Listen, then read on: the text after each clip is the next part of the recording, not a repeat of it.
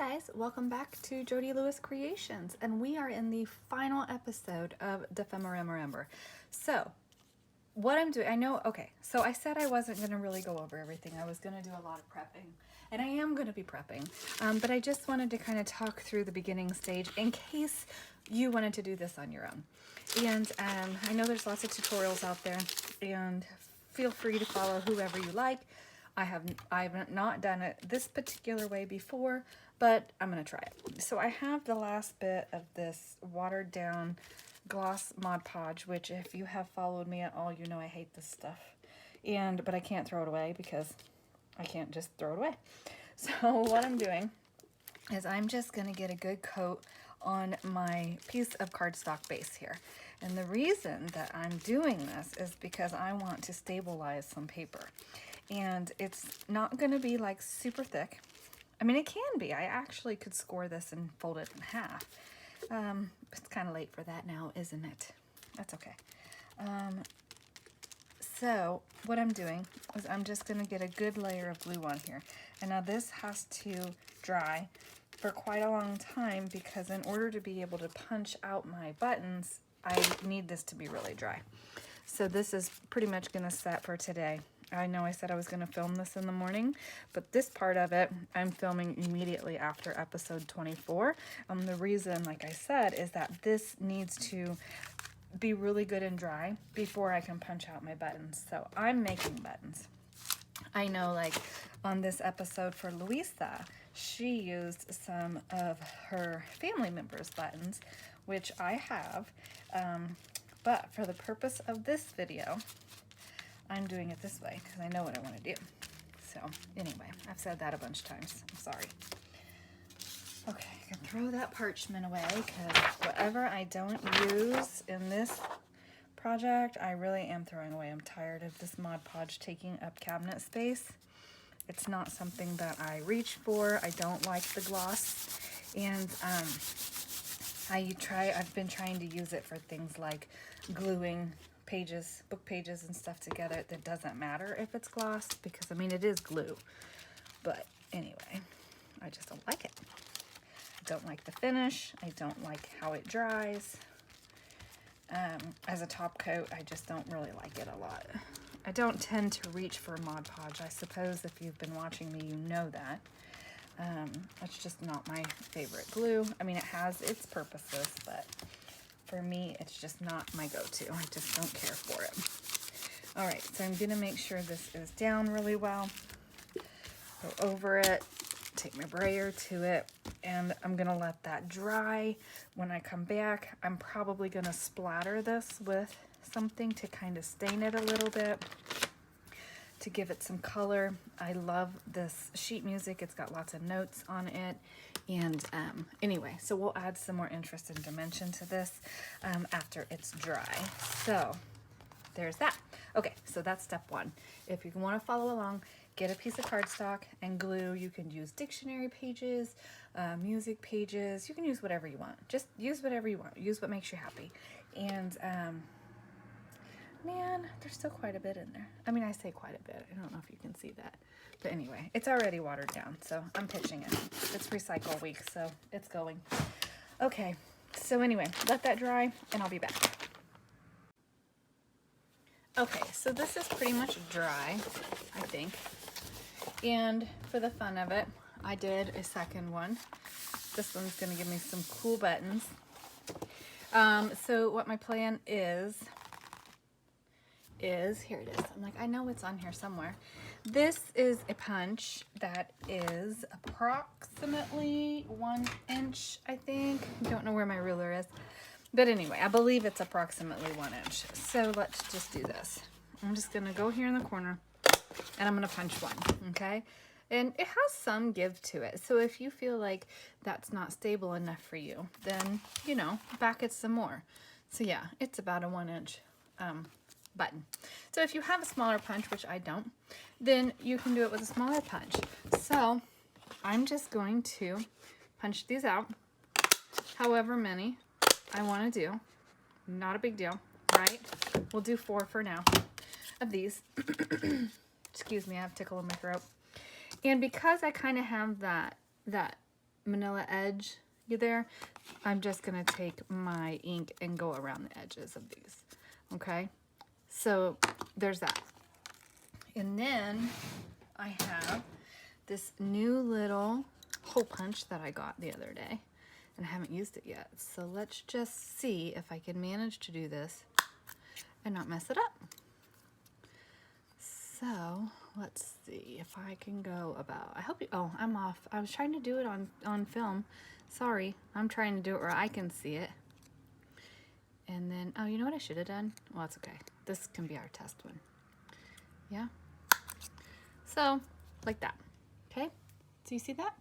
I have holes. So then I'm gonna get some of these made, and then I'm going to make up a card to put them on. Okay, so I'm gonna get a bunch of those made, and then for the plain sheet music, I've decided that I want to do some color. Now this is where you can decide. Obviously I don't need so many buttons that I do this all one color. So what I'm thinking about doing is punching a bunch of the music note ones out and then maybe laying them out and spraying them with some color. You can stamp on them, you can heat emboss a design on them. I mean, really, the world is your oyster as far as making these buttons. So that's where we're at right now. So I'm going to continue, and when I come back we'll have some 1-inch paper buttons, okay? Okay, so it is the next morning. I let these dry overnight. And I have to refrain from being like, good morning this morning, because this is already halfway through the video. Okay, so last night I did punch some of these circles and I love the design, the texture. I think these are going to be a lot of fun to work with. Hopefully you can see that. I don't have the little holes punched in everything, but that's okay. We have enough to work with. And they're not perfectly centered, my holes. I just didn't get them perfectly centered. So I have this little hole punch that I just got recently when hubby and I were out shopping. And so that's what I used, but you don't have to just use that. You can use like the small hole on your crocodile. You're just gonna have a bigger hole, okay? If you don't want a hole that big, then most certainly you could use like your bookbinding awl. Just make sure you're poking into a surface and not into your hand, because you'll stab yourself. And we don't want that, right? Excuse me.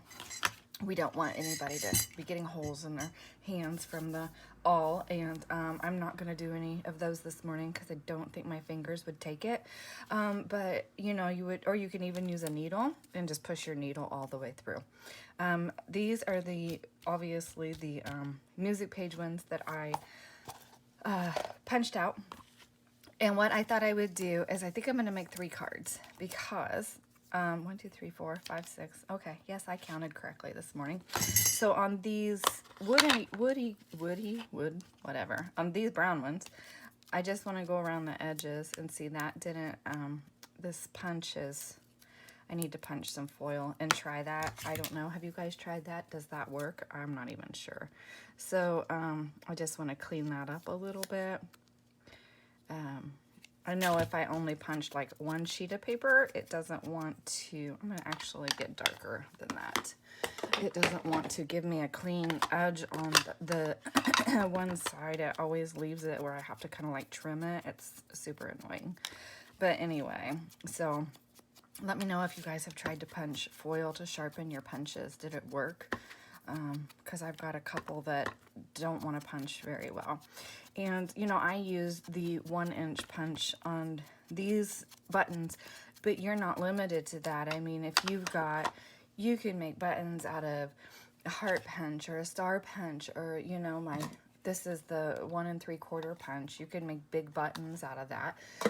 You're not limited to just the 1-inch punch. Like, do whatever, you know, do what makes you happy as far as that goes, so that way you have whatever size or shape suits your project. The other thing that you can do with these is, say for instance, you want to make, you can put a brad through these and tie your string around it for a closure. That is always a good use for these. And you can, I mean, you can do so much with these. Like, I guess when I was talking to my friend the other day about making paper buttons, it didn't occur to me how often I actually do this and the different uses for these little sturdy circles. So it isn't just to make a button card. I mean, you can use these for, you know, so many things. So anyway, your own imagination is your limit. That, I'll just say that. Oh, I just did all of those pink. Oh my gosh, because I'm talking, I totally did not mean to do that. That's okay. I'll just punch some more. All right. I was gonna do some in blue also. Let's see how many we need. All right. Oh my gosh. I'm almost done with like my 1.5 cups of coffee. I really wanted a full second cup this morning, but apparently I don't need it. This is Thursday morning, so yay. I'm kind of happy about that. Let's see. I did that one pink. Well, I need to make sure I have enough pink ones now to make another card. I can't believe I did that. I mean, I can believe I did it because it's me. You guys know how that goes. I think I want to lay these blue ones down and maybe do a little bit of script stamping across, just because I have quite a bit of like white space on here. And again, I mean, your own imagination is, you know, your only limit with these. You can do whatever you want with them. Oh, I did want to show you. I have it lying here before I damage it. She's dry now. I left her overnight, so you can see she's got like sparkle and she's so pretty. I'm happy with her. So anyway, yeah, I just wanted to show it to you dry. Okay, oops, let's not damage her. Okay, so I am gonna get my script stamp and just do a little bit of script stamping on these. And probably the pink ones too, just for, that one's not, we'll put that one in the bin. Just for a little bit of interest. And actually the pink ones, I don't even mind that they are more white space than not, because they're just soft and simple. So I'll be right back. Okay, so I have some stamped, just a little bit for added interest on here. I got the holes punched. They're not perfect, and that's okay. They're handmade paper buttons. I'm trying to keep this video short, but I'm feeling like it's running a little long, so I do apologize. I have these really cool old reliable coffee receipt things, and I say things because I don't actually know what they were intended for, and if I had thought of this yesterday, I would have done it. So I'm going to glue these to some cardstock because they're super fragile. Oh, that's why, because I love the image on the back. Oh, you know what? We'll do 2 with that facing up, and we'll do 2 with that facing up. There, that's what we'll do. That's how we'll solve it. Okay, so I'm going to get these glued down to some cardstock and come back and show you how we're going to finish them.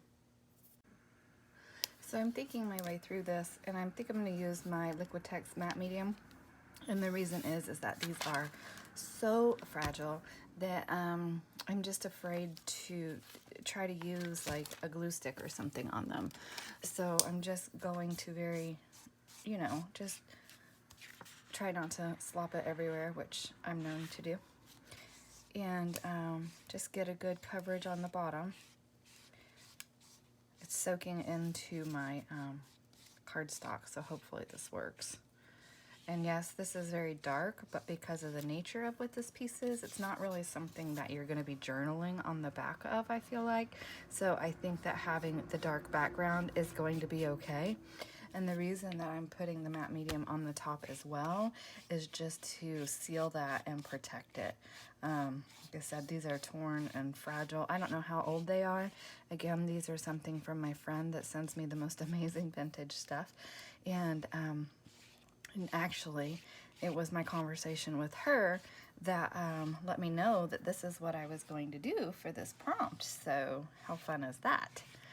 Okay, so I'm just going to continue with this, and I think I'm going to need to get a sponge out, and that way I can not have these heavy ridges of glue. And anyway, get all 4 of these glued down and let them dry. And once they're dry, we'll come back and finish this prompt. So see you guys in a little bit. So we're all glued down, and now we just play the waiting game. I might take a heat gun to it so I can be done. But anyway, I'm glad I did this because even when I was gluing, the edges were wanting to kind of come up a little bit. So gluing was a good idea. So I'm glad I did that. And now I'm thinking maybe I should do 2 more and just use this whole paper. So we'll see. I don't know. But maybe I'll just glue these down so I've got them reinforced since I'm doing it. I think I will. Might as well use the whole sheet of paper, right? Okay, I'll do that. Okay. So I got 1 card done, and I think that's all I'm gonna do with this. I need to do something different as the button cards, but in order to fulfill the last prompt, I have coffee and a button.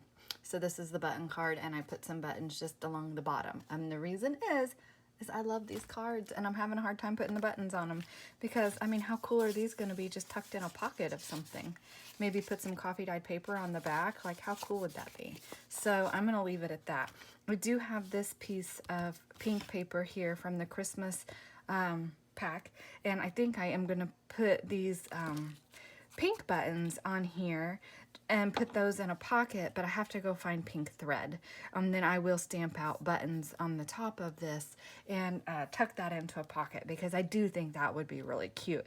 But as far as the prompt and this being coffee and buttons, I think this is the only card of this that I'm going to do, and I just put them along the bottom there. Kind of wishing I had done a dark blue thread, but that was downstairs, and my embroidery floss is downstairs, and so I just used this vintage, I don't even know what this is, Silk-ette, I don't know, it's old. It was just in a yard sale grab bag, and it feels really good, but I really got it for the wooden spool. But anyway, so that is that. That's the end of this episode. That is the end of the Dephemerember prompts, and I am so grateful for you for joining me on this journey, for hanging in there, for the kind, supportive comments. Thank you so much, and I will see you guys in the next video. The next video will be just a short flip through of what we have done in the Nutcracker Journal, just to share all the pieces and parts and where they actually are. And then at the end of that, I will tell you what the next project's going to be, and it's just going to be for fun. No prompts, no stress, just for fun. So anyway, have a great day. Bye.